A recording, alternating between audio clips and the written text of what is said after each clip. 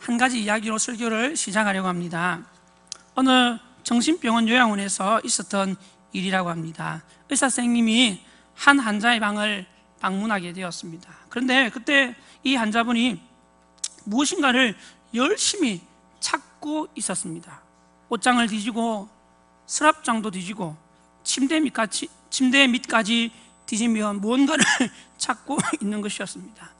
그래서 의사 선생님이 유심히 보시다가 환자분에게 물었습니다. 지금 무엇을 찾고 있습니까? 하고 물었습니다. 그러자 그 환자분이 낙심한 얼굴로 의사 선생님께 이렇게 대답했다고 합니다. 선생님, 잃어버린 나를 찾고 있습니다. 그러자 그 말을 들은 의사 선생님이 깜짝 놀랐다고 합니다. 의사인 자신은 내가 누구인지도 모른 채 살고 있는데 정신병원의 환자가 자신을 찾고 있는 모습을 보고 놀라지 않을 수가 없었다는 이야기입니다. 여러분, 오늘 많은 사람들은 자신이 누구인지 자기 정체성을 잊어버리고 살고 있습니다. 그런데 더 큰 문제는 자기가 누구인지 모르면서도 자기가 누구인지 알려고조차 하지 않는다는 것입니다. 여러분, 제가 여러분에게 한번 질문해 볼까요? 여러분은 누구십니까? 여러분은 자신이 누구인지 자기 정체성을 잘 알고 살고 있습니까? 오늘 본문의 말씀을 통하여서 그리스도인의 자기 정체성이라는 제목으로 하나님의 말씀을 나누도록 하겠습니다. 여러분, 오늘 본문의 말씀은 우리에게 너무도 잘 알려져 있는 말씀입니다. 오늘 본문이 포함된 마태복음 5장에서부터 7장까지 말씀은 소위 산상순이라 불려지는 우리에게 유명한 말씀입니다. 제가 지난번 금요 기도회 시간에 이 산상순의 말씀의 도입 부분을 설교한 적이 있습니다.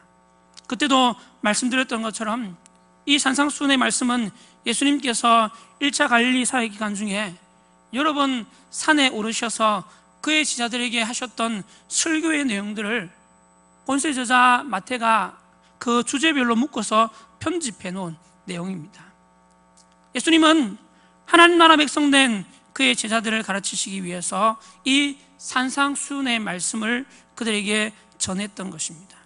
그런 의미에서 여러분, 이 산상순은 이제 하나님 나라 백성이 된 그의 제자들에게 하나님 나라의 법이 무엇이며 하나님 나라의 백성된 그리스도인들이 어떤 삶의 자세를 갖고 어떻게 살아가야 하는가 하는 것을 가르쳐주는 말씀입니다. 그 중에 첫 번째 본문인 마태복음 5장 1절에서 11절까지 말씀에서는 소위 팔복이라 불려지는 내용이 기록되어져 있습니다. 여러분, 팔복이 무엇입니까? 8가지 복입니다. 한번 우리 같이 읽어볼까요? 팔복의 말씀, 마태복음 5장 3절에서 10절까지 말씀입니다. 같이 한번 읽겠습니다. 시작. 심령이 가난한 자는 복이 있나니 천국이 그들의 것이며 애통하는 자는 복이 있나니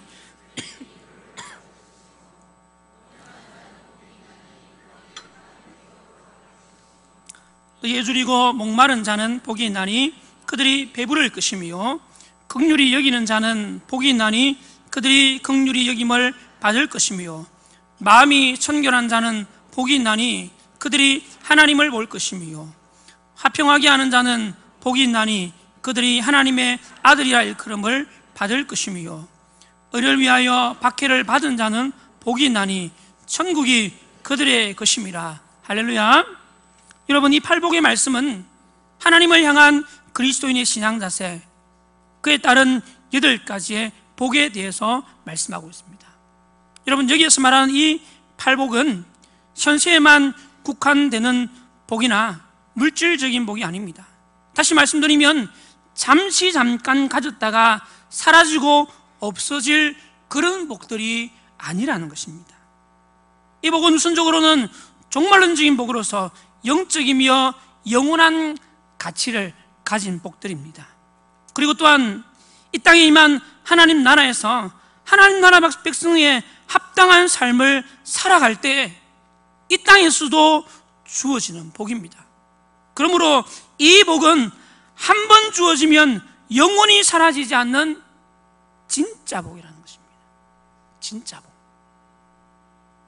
잠시 가졌다 싶은데 없어지고, 쫓아가지만 붙잡을 수 없는 그런 사라질 복, 없어질 복이 아니라 팔복의 이 복들은 영원한 복, 없어지지 않는 복, 진짜 복이라는 것입니다. 그러므로 사랑하는 성도 여러분, 이 참된 복을 사모하며 사시는 여러분들 되시기를 바랍니다. 이 참된 복을 소유하시는 여러분들 되시기를 바랍니다. 그리고 이제 산상수훈의 두 번째 단락인 오늘 본문에서는 하나님 나라의 백성이 된 그리스도인의 이 땅에서의 정체성에 대해서 말씀합니다. 다시 말하면 그리스도인은 이 세상에서 어떤 존재인가? 그리스도인은 이 세상에서 어떤 삶을 살아가야 하는가입니다. 오늘날 많은 그리스도인들이 이 세상을 살아가면서도 정작 자신이 누구이며 어떤 존재인지를 모르고 살아갈 때가 많이 있습니다. 오늘 본문은 그런 우리를 향해 주시는 하나님의 책망의 메시지이고 또한 하나님의 권고의 메시지입니다.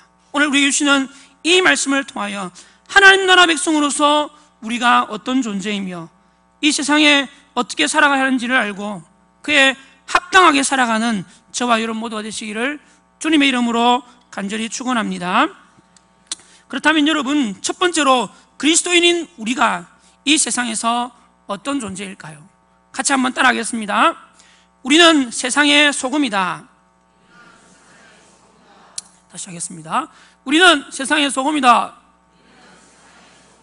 네, 다시 하겠습니다. 나는 세상의 소금이다. 네, 제가 우리는 세상의 소금입니다 라고 말할까, 우리는 세상의 소금이다 라고 말할까 고민하다가 소금이다 라고 말했습니다. 왜냐하면 이 말은 제가 여러분에게 소금이 되어야 됩니다 라는 의미가 아니라 여러분 스스로 내가 이 땅에 소금이다 라고 이렇게 외쳐야 되는 말이기 때문입니다. 여러분, 우리는 이 세상의 소금입니다. 여러분, 우리가 세상에서 무엇이라고요? 소금입니다. 그래서 여러분 몸에 좀 짠맛이 나야 됩니다. 혹시 몸에 짠맛이 안 나시면 집에 가서 소금을 좀 뿌리시기 바랍니다. 여러분, 우리는 이 세상의 소금이라고 말씀하고 있습니다. 본문 13절 말씀 같이 한번 읽겠습니다. 시작. 너희는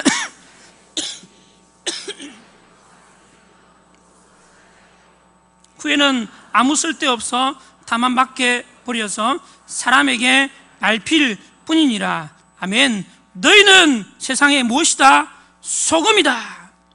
여러분, 예수님은 그의 제자들을 향해 비유를 들어서 그들의 존재를 이렇게 선언하십니다. 너희는 세상의 소금이다. 하나님 나라 백성 된 그들을 향해 너희는 세상의 소금이라고 선언하시며 그들의 정체성을 일깨워 주셨던 것입니다. 여러분, 예수님께서 선언하셨던 제자들의 그 정체성은 또한 오늘 예수 그리스도를 믿어 하나님의 자녀가 된 우리들의 정체성임을 믿을 수 있기를 바랍니다. 그렇다면 여러분, 예수님께서 그의 제자들과 오늘 우리를 향해서 너희는 세상의 소금이라고 말씀하실 때 그 의미가 무엇일까요? 우리가 이 세상의 소금으로서 우리는 어떻게 살아가야 할까요? 여러분, 이것을 알기 위해서는 먼저 소금의 중요한 기능들을 살펴보아야 합니다. 여러분, 소금은 고대로부터 지금까지 우리의 삶에 없어서는 안 될 중요한 생필품 중 한 가지입니다.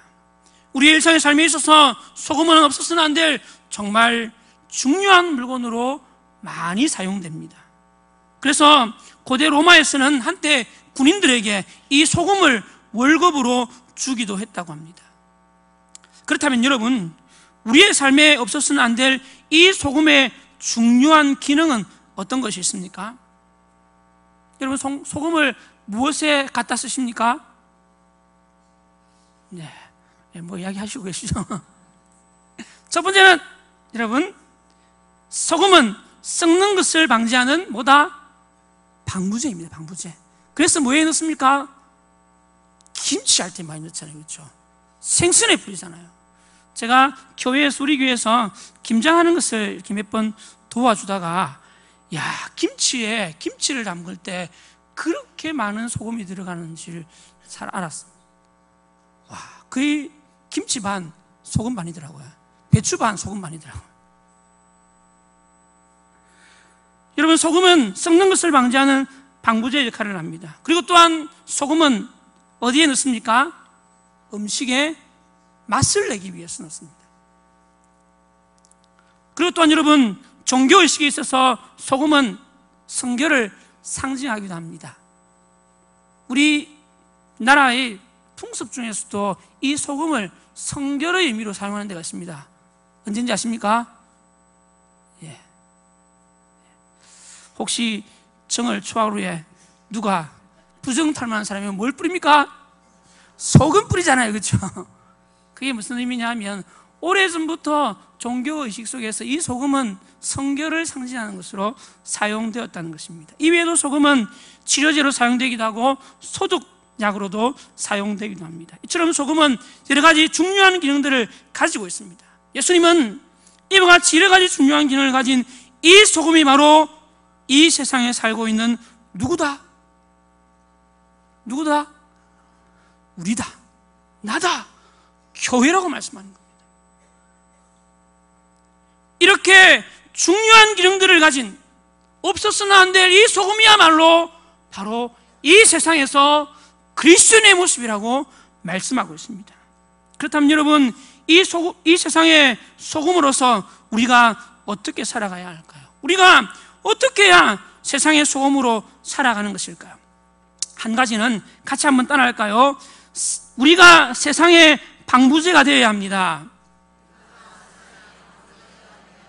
예, 다시 한번 하겠습니다. 우리가 세상의 방부제가 되어야 합니다. 여러분, 우리가 세상에 무엇이 되어야 한다고요? 방부제가 되어야 합니다. 앞에서도 살펴보았던 것처럼 소금의 가장 중요한 기능 중 한 가지는 썩는 것을 막는 방부제 역할입니다. 여러분, 냉장고가 없던 시대에 소금은 고기나 생선 등의 음식의 부패를 막는 거의 유일한 수단이었습니다. 소금이 없으면 고기나 생선은 금방 부패하기 때문에 보관하거나 저장하여 먹을 수가 없었습니다. 여러분, 이와 같은 소금의 기능을 우리가 세상에서 감당해야 한다는 것입니다. 그러므로 여러분, 우리가 세상의 소금이라는 말은 우리가 세상의 방부제가 되어야 한다는 것입니다. 죄로 말미암아 온갖 부정과 부패가 난무한 이 세상 속에서 하나님 나라 백성이요, 그리스도인이요, 교회인 우리가 이 세상을 부정 부패를 막는 방부제가 되어야 한다는 것입니다. 그런데 여러분, 오늘 우리의 모습이 어떻습니까? 혹시 맛을 잃은 소금으로 살고 있지는 않습니까? 그리스도인들이 함께하고 있는 곳에 정말 부정부패가 사라지고 정의와 공의가 실현되고 있습니까? 여러분, 현재 20대 국회의원들이 지금 의원직을 사역하고 있는데요, 이 20대 국회의원 중 자신을 기독교인으로 표기한 사람이 전체 299명 중 몇 명 정도 되는지 아십니까? 모르시죠? 제가 그래서 인터넷을 찾아보았습니다. 그랬더니 전체 299명 중에 무려 88명이, 국회의원 88명이 저는 예수 믿는 사람입니다, 그리스도인입니다 라고 표기했다고 합니다. 그러면 전체 국회의원의 약 30%가 그리스도인이라는 사실입니다. 그런데 여러분, 오늘 우리나라의 국회가 어떻습니까? 오늘 그들이 하고 있는 이 땅의 정치가 어떻습니까? 부정부패가 사라지고 공의가 세워지고 정의가 실현되고 있습니까? 뿐만 아니라 여러분, 우리나라 인구의 약 20%가 아직도 여전히 약 20%가 기독교인이라고 합니다. 그런데 여러분, 바닷가의 염분의 농도는 약 3.5%밖에 되지 않지만 썩지 않는데, 이 땅에 그리스도인들이 이렇게 많은데도 왜 오늘 이 땅에 이렇게 부정부패가 난무합니까? 여러분, 누구의 잘못일까요?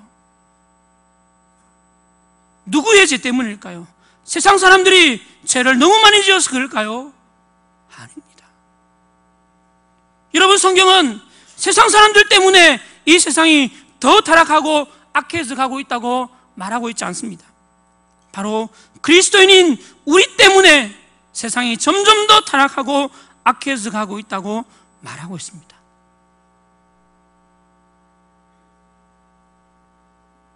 세상의 소금으로 보냄을 받은 우리가 이 세상의 부정부패를 막는 방부제로서의 자기 기능을 발휘하지 못하니까 세상이 점점 더 타락해가고 점점 더 악해져만 가고 있다는 것입니다. 여러분, 왜 소돔과 고모라가 하나님의 심판을 받아 망해야 했습니까? 왜 소돔과 고모라 성이 망했습니까? 소돔과 고모라 땅에 죄인들이 너무 많았습니까? 아니었습니다. 소돔과 고모라 땅에 참된 하나님의 사람 의인 10명이 없었기 때문입니다. 여러분, 어느 시대나 죄인들은 심히 타락해 있고 부패해 있습니다. 하나님의 관심은 그들에게 있는 것이 아닙니다. 하나님의 관심은 우리에게 있습니다. 문제는 바로 세상의 소금으로 보냄을 받은 우리가 세상의 방부제가 되어 부정부패를 막아야 하는데, 우리가 우리의 정체성을 잃어버리고 방부제로서의 자기의 역할을 감당하지 못하니까 점점 더 타락하고 점점 더 악해서만 가고 있다는 것입니다.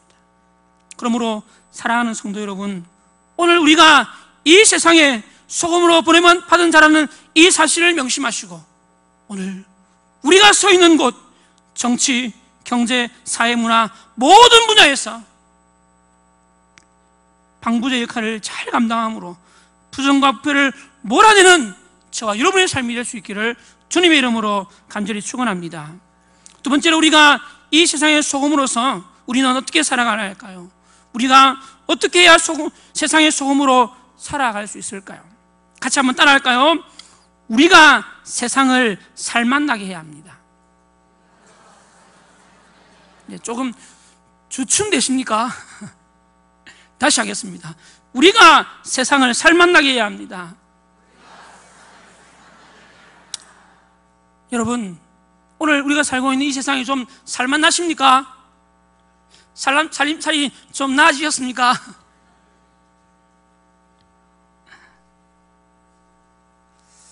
많은 사람들이, 참 오늘 이 땅에 많은 사람들이 살겠다 하는 소리보다는 죽겠다 하는 소리들이 더 많이 들리는 것 같습니다. 여러분, 요즘같이 우리나라 국민들이 살맛나지 않는 때도 없었던 것 같습니다. 경제를 보아도 회생의 기미가 잘 보이지 않습니다. 정치를 보아도 가면 갈수록 분열되고 나누어집니다. 사회 문화 어느 것 하나 소망을 두고 기대할 만한 것이 없으니까 별로 살맛이 나지 않는 것 같습니다. 그나마 남북 정상회담으로 인해서 한반도에 평화의 바람이 깃드는가 싶더니 그것마저도 지금 잠시 주춤하고 있습니다. 정치, 경제, 사회, 문화 어디를 봐도 별 소망이 없어 죽을 맛이라는 것입니다. 여러분, 이 통계가 이런 우리의 현실을 잘 보여주는 것 같습니다. OECD 회원국 중 자살률 세계 몇위요? 1위. OECD 회원국 중 이혼율 세계 몇위요? 1위. 저출산율 세계 몇일까요? 1위입니다. 해가 거듭할수록 심각한 상황에 처했습니다. 제가 설교 준비하면서 진짜인가 싶어서 인터넷을 찾아보니까요, 최근에 신문 기사에 보니까 우리나라 저출산율이 얼마나 심각하냐 하면 올 연말쯤 되면 아마 1명을 밑돌 것 같다라는 통계가 나오고 있습니다. 한 가정이 한 자식도 안 놓겠다는 겁니다. 여러분, 이것이 오늘 이 시대 우리나라의 현 주소입니다. 들어보니까 살맛이 좀 나십니까? 정말 듣고 보고 있으면 살맛 나지 않는 세상입니다. 그런데 여러분, 이 살맛 나지 않는 세상을 하나님께서 누구에게 맡기셨을까요? 이 살맛 나지 않는 세상을 하나님께서 살맛 나도록 하시기 위해서 누구에게 맡기셨습니까? 바로 저와 여러분들에게 맡기셨어요. 그리스도인들에게 맡기셨습니다. 교회에 맡기셨다는 겁니다. 그러므로 여러분, 우리가 이 세상을 살맛 나게 해야 합니다. 오늘 본 말씀해 보니까 예수님께서 너희가 세상의 소금이라고 말씀하시고는 이렇게 이어서 말씀합니다. 소금이 만일 그 맛을 잃으면 무엇으로 짜게 하리요? 후에는 아무 쓸데없어 다만 밖에 버려져 사람에게 밟힐 뿐이니라. 소금이 만일 그 맛을 잃으면 무엇으로 짜게 하리요? 여러분, 앞에서 말씀드렸던 것처럼 소금의 또 다른 중요한 기능 중 한 가지는 바로 음식의 맛을 내는 것입니다. 여러분, 요즘은 조미료가 너무 많이 나와서 예전처럼 소금이 그렇게 많이 쓰이지는 않는 것 같습니다. 그러나 고대 사회에서 소금은 음식의 맛을 내는 주된 재료였습니다. 요리를 할 때 소금으로 간을 잘 맞춰야 맛있는 음식이 될 수가 있습니다. 그런데 만약 요리를 하는데 소금이 없어서 소금을 넣지 않고 음식을 만들었거나 혹 전혀 짠맛이 나지 않은 소금을 음식에 넣었다 생각해 보십시오. 여러분, 그 음식 먹고 싶겠습니까? 예. 아무리 맛있어 보여도 싱거워서 맛이 없는 음식 먹고 싶지 않습니다. 괜히 비싼 재료만 버릴 뿐입니다. 여러분처럼 소금은 그 짠맛으로 음식을 맛있게 해주고 또한 먹는 사람에게 기쁨을 주는 것입니다. 여러분, 이것이 또한 세상의 소금으로 보냄받은 우리의 사명인 줄 믿으시기를 바랍니다. 여러분, 우리가 살고 있는 이 세상을 맛있게 만드는 자가 되어야 합니다. 마치 소금처럼 자신을 녹여 일성함으로 이 세상을 살맛나게 하는 것, 그것이 바로 세상에 소금된 우리의 사명임을 주님은 우리에게 말씀하고 있습니다. 여러분, 그런데 누가 이 소금처럼 사셨을까요?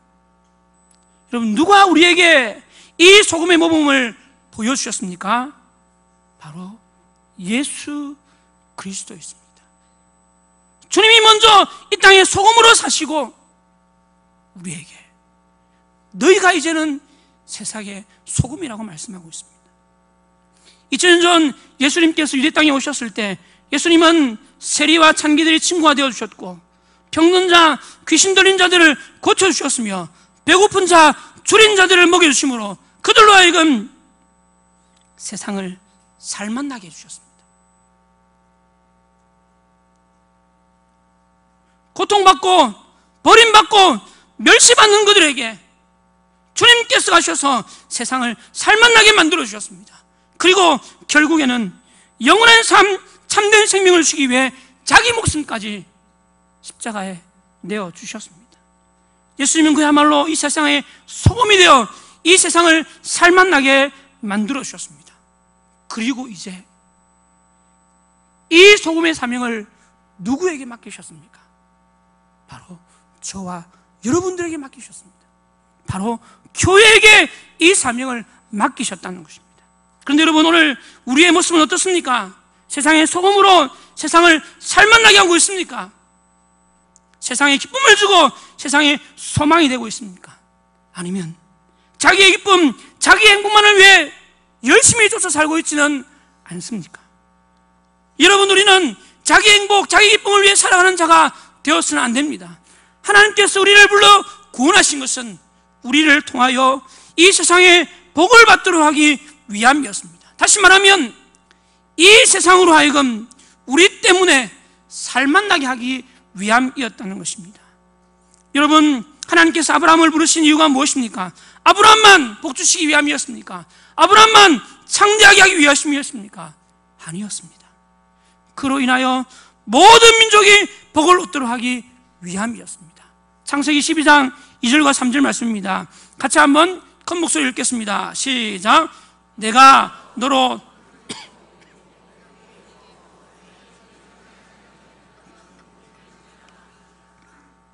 너를 축복하는 자에게는 내가 복을 내리고 너를 저주하는 자에게는 내가 저주하리니 땅의 모든 족속이 너로 말미암아 복을 얻을 것이라 하시니라. 할렐루야. 땅의 모든 족속이 아브라함 너로 말미암아 복을 얻게 하실 것이다. 하나님은 아브라함을 축복의 근원으로 삼으셔서 그를 통하여 세상 모든 민족이 복을 얻게 하시는 것, 그것이 하나님 아버지의 뜻이요 계획이었습니다. 사랑하는 성도 여러분, 하나님께서 오늘 우리를 불러서 우리를 하나님의 자녀 삼으시고 우리에게 복 주신 것도 오늘 우리를 통하여 이 세상을 살만나게 하기 위함인 것을 믿으시기를 바랍니다. 그러므로 사랑하는 성도 여러분, 오늘 우리가 이 세상의 소금으로 보냄을 받은 우리의 정체성을 제대로 깨닫고 이 세상을 살만나게 만들어갈 수 있는 저와 여러분 모두가 되시기를 주님의 이름으로 축복합니다. 두 번째로, 그리스도인인 우리는 이 세상에 어떤 존재입니까? 같이 한번 따라하겠습니다. 우리는 세상의 빛이다. 네. 여러분, 그래가지고 빛을 좀 비출 수 있겠습니까? 다시 한번 하겠습니다. 우리는 세상의 빛이다. 다시 한번 하겠습니다. 나는 세상의 빛이다. 네. 여러분, 우리가 세상의 빛입니다. 우리가 바로 세상의 빛입니다. 오늘 본문 14절과 15절 말씀에서 예수님은 이렇게 말씀하십니다. 같이 읽겠습니다. 14절 15절입니다 시작. 너희는 세상의 빛이라. 산 위에 있는 동네가 숨겨지지 못할 것이요 사람이 등불을 켜서 말 아래 두지 아니하고 등경 위에 두나니 이러므로 집안 모든 사람에게 비치느니라. 할렐루야. 너희는 세상의 무엇이다? 빛이다. 너희가 바로 세상의 빛이다. 너희가 바로 세상의 빛이다 라고 말씀합니다. 여러분, 예수님은 제자들을 향해 너희가 바로 세상의 빛이라고 선언하시고 이제 두 번째 비유를 들어서 이렇게 선언하십니다. 너희는 세상의 빛이다. 예수님은 제자들을 향해 너희가 세상의 빛이라고 선언하심으로 세상의 빛으로 보냄을 받은 자 그들의 정체성을 일깨워 주셨습니다. 여러분, 예수님께서 제자들을 향해 선언하신 너희가 세상의 빛이라는 이 말씀은 또한 오늘 예수 그리스도를 믿어 하나님의 자녀가 된 우리를 향한 선언인 줄 믿으시기를 바랍니다. 그렇다면 여러분, 예수님께서 그의 제자들과 오늘 우리를 향해 너희는 세상의 빛이라고 말씀하실 때 그 의미가 무엇일까요? 우리가 이 세상의 빛으로서 우리는 이 세상에서 어떻게 살아가야 할까요? 여러분, 빛의 가장 중요한 기능이 무엇입니까? 빛이 무슨 기능을 가지고 있습니까? 네, 지금도 빛이 환하게 비춰주고 있지 않습니까? 여러분, 빛의 가장 중요한 기능은요, 어둠을 밝히는 것입니다. 물론 오늘날 빛을 통해 여러 가지 많은 일들을 하기도 합니다. 빛으로 물건을 자르기도 하고, 빛으로 사람의 몸을 치유하기도 하고, 빛으로 통신을 보내어서 서로 소통하기도 합니다. 그러나 여러분, 그럼에도 불구하고 빛의 가장 중요한 기능은 바로 어둠을 밝히는 것입니다. 어둠을 밝히는 것입니다. 여러분, 예수님은 이 어두운 세상을 밝히는 이 빛이 바로 누구라고 말하고 있습니까? 우리라고 말하고 있습니다. 그리스도인이라고 말하고 있습니다. 교회라고 말하고 있습니다. 여러분, 우리가 바로 어두운 세상을 밝히는 빛이라는 사실을 깨달을 수 있기를 간절히 바랍니다. 그렇다면 여러분, 우리가 어떻게 이 어두운 세상을 밝히는 빛된 삶을 살 수 있을까요? 우리가 어떻게 사는 것이 세상의 빛으로 사는 것일까요? 한 가지는 같이 한번 따라할까요? 우리가 생명의 길을 보여주어야 합니다. 다시 한번 하겠습니다. 우리가 생명의 길을 보여주어야 합니다. 여러분, 우리가 이 세상에 빛이라는 말은 죄로 말미암아 눈이 어두워져서 생명의 길을 보지 못하는 세상 사람들에게 생명의 길을 보여주어야 한다는 것입니다. 그들의 죄악으로 말미암아 눈이 가려져서 생명의 길을 보지 못하는 그들에게 생명의 길이 어디에 있는지, 생명의 길이 어디에 있는지 그들에게 보여줘야 한다는 거죠. 그래서 참빛 대신 예수님께로 그들을 인도해야 하는 것입니다. 여러분, 사실은 우리가 참빛은 아닙니다. 주님은 우리에게 너희가 세상의 빛이다 라고 말씀하시지만 사실은 우리가 참빛은 아닙니다. 그렇다면 여러분, 참빛은 누구십니까? 바로 예수 그리스도이십니다. 오직 예수님만이 이 세상을 비치는 참된 빛입니다. 이것에 대해 사도 요한은 그의 복음서에서 이렇게 정언하고 있습니다. 요한복음 1장 9절 말씀입니다. 같이 한번 읽도록 하겠습니다. 시작. 참빛 곧 세상에 와서 각 사람에게 비추는 빛이 있었나니. 아멘. 참빛 세상에 와서 각 사람에게 비추는 빛이 있었나니. 이분이 누구였습니까? 바로 예수 그리스도였습니다. 그리고 또한 예수님은 자신이 세상의 빛이라고 말씀하셨습니다. 요한복음 8장 12절 말씀입니다. 같이 한번 읽겠습니다. 시작. 예수께서 또 말씀하여 이르시되 나는 세상의 빛이니 나를 따르는 자는 어둠에 거하지 아니하고 생명의 빛을 얻으리라. 할렐루야. 나는 세상의 빛이니 나를 따르는 자는 어둠에 거하지 아니하며 생명의 빛을 얻으리라. 여러분, 참빛은 예수님 한 분뿐입니다. 참빛 대신 예수님께서 이 세상에 오셔서 각 사람을 비추는 생명의 빛이 되셨습니다. 그렇다면 여러분, 오늘 우리가 이 세상의 빛이라는 말은 무슨 말입니까? 주님이 왜 우리를 향해서 너희가 세상의 빛이라고 말씀하셨을까요? 여러분, 빛에는 두 가지 종류가 있다는 사실을 알고 계십니까? 이게 좀 오래됐거든요. 초등학교, 중학교 시절에 배웠을 법한 이야기입니다. 여러분, 빛을 내는 그 광채에는 두 가지가 있습니다. 첫 번째는요, 한 가지는 발광체입니다. 그리고 또 다른 한 가지는 뭘까요? 반사체입니다. 너무 어려운 과학적인 용어를 지금 제가 말씀하고 있습니까? 하나는 발광체요, 하나는 반사체입니다. 여러분, 발광체가 무엇일까요? 발광체. 여기에서 아마 발광한다 뭐 이런 얘기야. 발광체 뭐죠? 자기 스스로 빛을 발하는 것, 일컬어서 발광체라고 말합니다. 자기 스스로 빛을 비추는 것, 발광체입니다. 여러분, 이 세상에 대표적인 발광체가 무엇일까요? 형광등 아니고 뭐죠? 하나님이 만드신 물건, 그 태양입니다. 태양. 이 세상에 가장 큰 발광체 바로 태양입니다. 여러분, 태양은 계속해서 자기 스스로 빛을 발하고 있습니다. 그렇다면 여러분, 반사체는 무엇입니까? 자기 스스로는 빛을 발할 수 있다 없다? 없다는 것입니다. 반사체는 자기 스스로에는 빛을 발할 수 없기에 어떻게 빛을 받아서 그 빛을 반사하는 것을 반사체라고 말합니다. 여러분, 이 세상에 하나님이 만드신 물건 중에 아름다운 반사체가 있습니다. 뭘까요? 바로 달과 별들입니다. 여러분, 달과 별들은요, 스스로 빛을 가지고 스스로 빛을 비추는 것이 아닙니다. 태양 빛을 받아서 그 빛을 비춰주고 있는 것입니다. 그렇다면 여러분, 우리는 이 둘 중에 어디에 속할까요? 우리가 발광체일까요? 반사체일까요?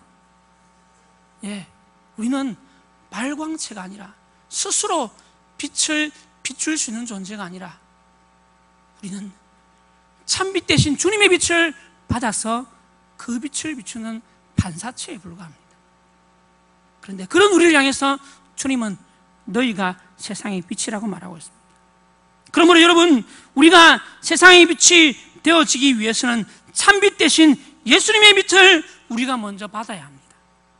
주님께로부터 오는 참빛을 우리가 충만하게 받을 때 우리의 삶을 통해서 주님의 그 빛을 제대로 비추며 살아갈 수가 있는 것입니다. 다시 말하면 참빛 대신 주님과 늘 가까이 함으로 주님의 음성을 듣고 주의 말씀을 따라 순종할 때 참빛 대신 주님의 빛을 우리가 받아서 그 빛을 비추는 빛의 삶을 살아갈 수가 있다는 것입니다. 그러므로 사랑하는 성도 여러분, 우리가 이처럼 주님의 반사체가 되어 세상에 빛을 비출 때 죄로 말미암아 눈이 어두워서 생명의 길을 보지 못하는 세상 사람들에게 생명의 길을 보여줘 참빛 대신 예수님께로 인도하게 될 줄 믿습니다. 그러므로 주님이 반사체가 되어 죄로 어두워진 이 세상에 생명의 길을 보이며 참빛 대신 주님을 비추는 저와 여러분의 삶이 될 수 있기를 주님의 이름으로 간절히 축원합니다. 그리고 또한 우리가 어두운 세상을 밝히는 빛이 되고 이 세상에서 빛으로 살기 위해서는 어떻게 해야 할까요?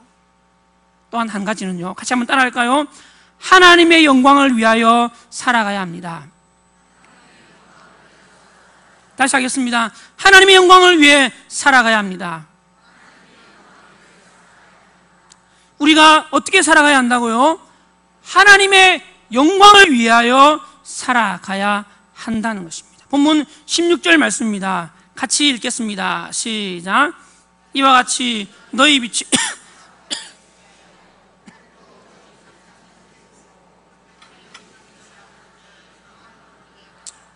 아멘. 너희 빛이 사람 앞에 비치게 하여 그들로 너희 착한 행실을 보고 하늘에 계신 너희 아버지께 영광을 돌리게 하라.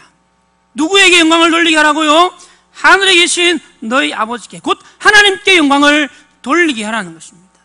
여러분, 우리는 하나님께 영광을 돌리는 그런 삶을 살아가야 합니다. 그런데 여러분, 본문은 누가 누구에게 영광을 돌리게 하라고 하고 있습니까?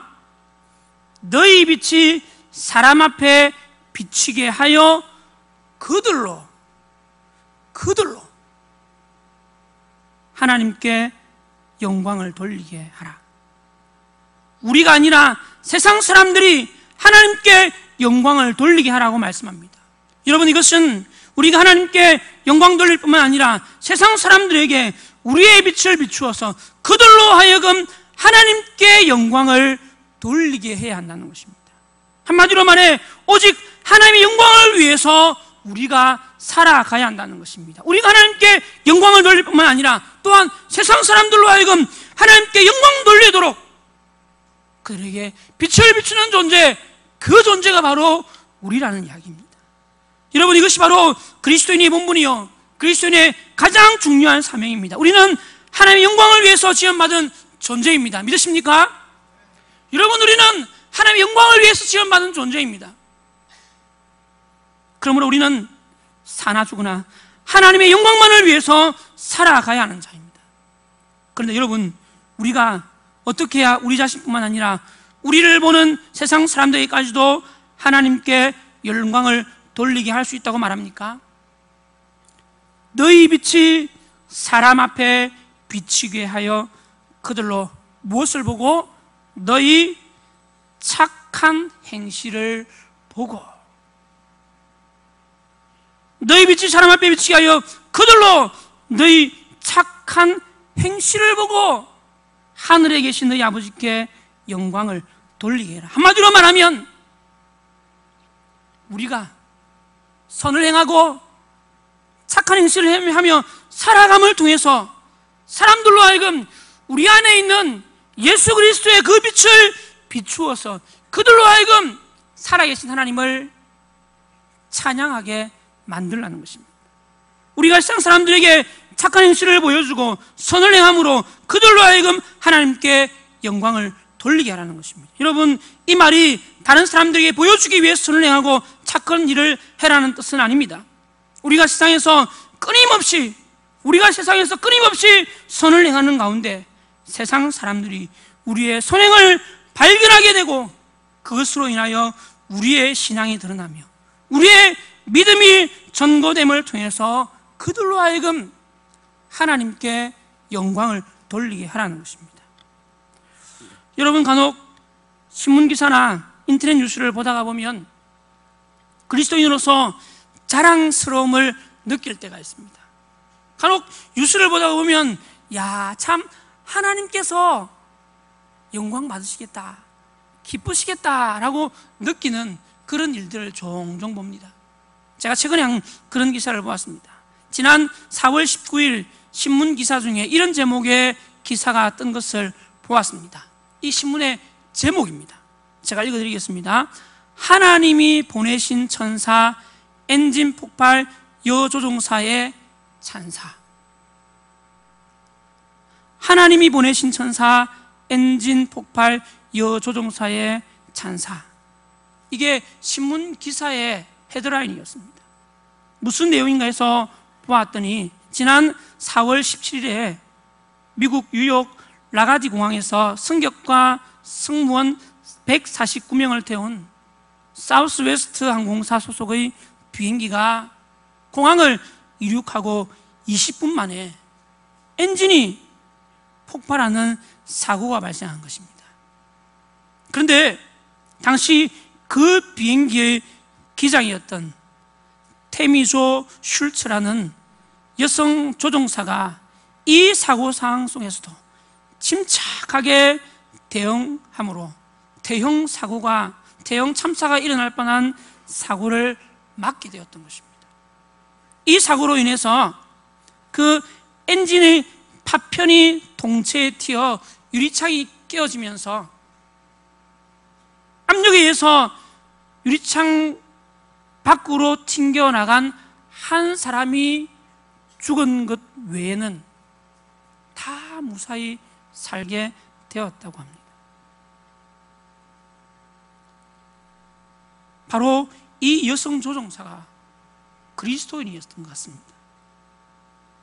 그래서 당시 사고 비행기에 타고 있던 많은 사람들이 다 집으로 돌아가서 이 여성 조종사에 대해 아낌없는 칭찬의 글을 인터넷과 언론에 알리면서 이 신문 기사가 뜨게 되었던 것입니다. 그 칭찬의 글들 중에 이런 글이 있습니다. 하나님이 우리를 지켜주시려고 천사를 보내셨네요. 이 말을 한 사람이 하나님을 믿는 사람인지 잘 모르겠지만 그 입술을 통해서 고백된 이야기는 하나님이 우리를 지켜주시려고 천사를 보내셨네요 라고 합니다. 여러분, 하나님께서 그리스도인인 이 여성 조종사를 통해서 영광을 받으셨을까요? 받지 않으셨을까요? 얼마나 하나님이 기뻐하셨을까 생각이 되었습니다. 이 여성 조종사의 착한 행실을 통해서 하나님의 이름이 영광을 받게 된 것입니다.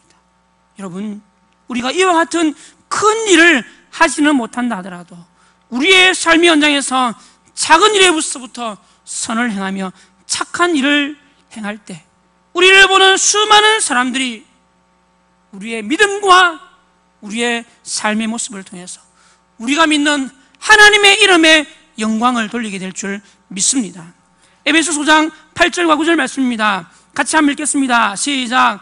너희가 전에는 어둠이더니 이제는 주 안에서 빛이라. 빛의 자녀들처럼 행하라. 빛의 열매는 모든 착함과 의로움 진실함에 있느니라. 할렐루야.